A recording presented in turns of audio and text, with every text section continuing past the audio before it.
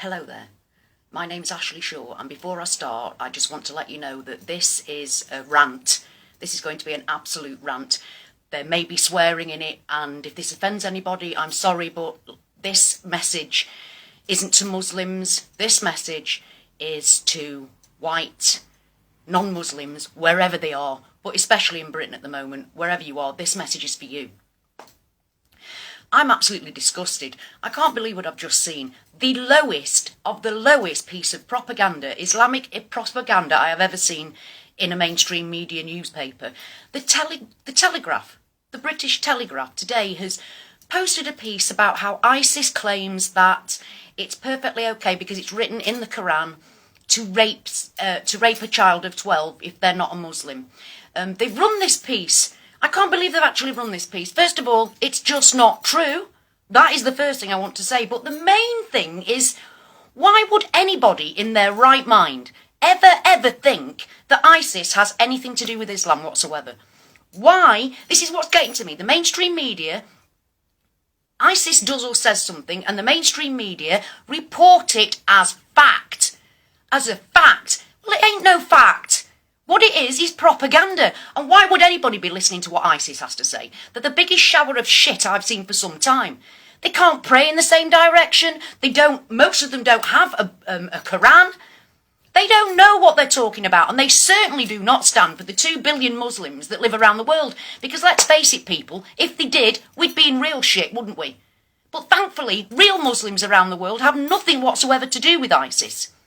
So we have to start questioning why is the mainstream media so happy to jump all over ISIS as if it's some kind of fact. I mean, let's put it this way. They don't report on the Taliban as if the Taliban speaks for the whole of Islam. So why are they suddenly reporting on this shower of shit bunch of people that don't even know what Islam's actually about? I know more about what Islam's about than these people do. I mean, for God's sake. How can you believe that shower of shit has anything whatsoever to do with Islam? It doesn't. Nothing at all. They go against everything that Islam stands for, and our mainstream media are listening to them. Now, they don't listen to, like I just said, they don't listen to anything that the Taliban has to say as if they're talking to the whole of Islam. So stop listening to what bollocks that ISIS are coming out with. I mean, I've seen tattoos of, American flags on them, tattoos on pictures of them. I mean, these people are not what they seem to be. And some poor, sad people are being led to believe that it's some kind of caliphate. These are people that haven't been thinking. These are people that haven't spoken to any imam of any authority that knows anything about Islam at all. What they've done is they've looked on the internet and thought, oh, that's what's really happening. Yes, America and Britain are bombing everywhere, and this means that we need the caliphate. Well, if that was the fact, the real Muslims of the world, the 2 billion real Muslims of the world, not 50,000 people, 2 billion real Muslims in the world, they don't have anything whatsoever to do with ISIS or the Taliban or any other terrorist organisation that claims to speak on their behalf. So stop listening to the propaganda that is just there to fearmonger between us. Why would they want to do that? I mean, in Britain alone, there are 3 million Muslims living in Britain. Now, they're not all running off to join ISIS. They're not all trying to plot to bomb us, because ISIS has nothing to do with Islam. Get that in your head.